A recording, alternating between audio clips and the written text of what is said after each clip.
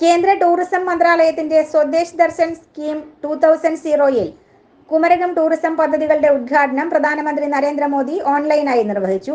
ജമ്മു കാശ്മീർ തലസ്ഥാനമായ ശ്രീനഗറിലെ ബക്ഷി സ്റ്റേഡിയത്തിൽ നടന്ന ചടങ്ങിൽ സ്വദേശി ദർശൻ അടക്കം 6400 കോടി രൂപയുടെ 53 പദ്ധതികൾ ഉദ്ഘാടനം ചെയ്ത ചടങ്ങിലാണ് കുമരകം ടൂറിസം പദ്ധതിയും രാജ്യത്തിന് സമർപ്പിച്ചത്.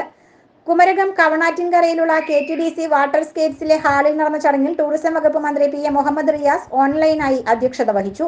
വികസനം സാധ്യമാക്കുന്ന സംസ്ഥാനം എന്ന നിലയിൽ കൂടുതൽ പദ്ധതികൾ അംഗീകരിക്കുമെന്ന് പ്രതീക്ഷിക്കുന്നു. ടൂറിസം മേഖലയിലെ നേട്ടങ്ങളെല്ലാം കേരളം ഒരു ടീമായി നിന്നുകൊണ്ട് നേടിയതാണ്.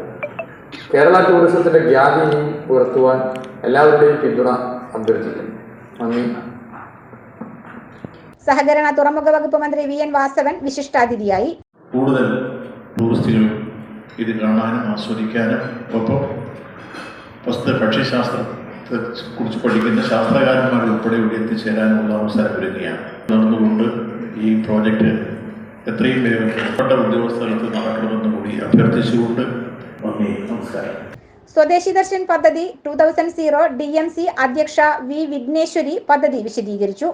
തോമസ് ചാഴിക്കാടൻ MP, ജില്ലാ പഞ്ചായത്ത് പ്രസിഡന്റ് KV ബിന്ദു, കേരള ഉത്തരവാദിത്ത tourism mission coordinator K Rupesh Kumar, tourism വകുപ്പ് ജില്ലാ deputy director KK Padmakumar, block ഗ്രാമപഞ്ചായത്ത് പ്രസിഡന്റുമാർ തുടങ്ങിയവർ സംസാരിച്ചു. കേന്ദ്ര ടൂറിസം മന്ത്രാലയം നടപ്പാക്കുന്ന സ്വദേശി ദർശൻ 2000 പദ്ധതിയിൽ കേരളത്തിൽ കുമരകവും ബേപ്പൂരുമാണ് തിരഞ്ഞെടുത്തിട്ടുള്ളത്. കുമരകത്തെ വിവിധ ടൂറിസം പദ്ധതികൾക്കായി 70 കോടി രൂപ വകയിരുത്തിയിട്ടുണ്ട്. 4 ഘട്ടങ്ങളിലായാണ് ടൂറിസം പദ്ധതികൾ നടപ്പാക്കുന്നത്.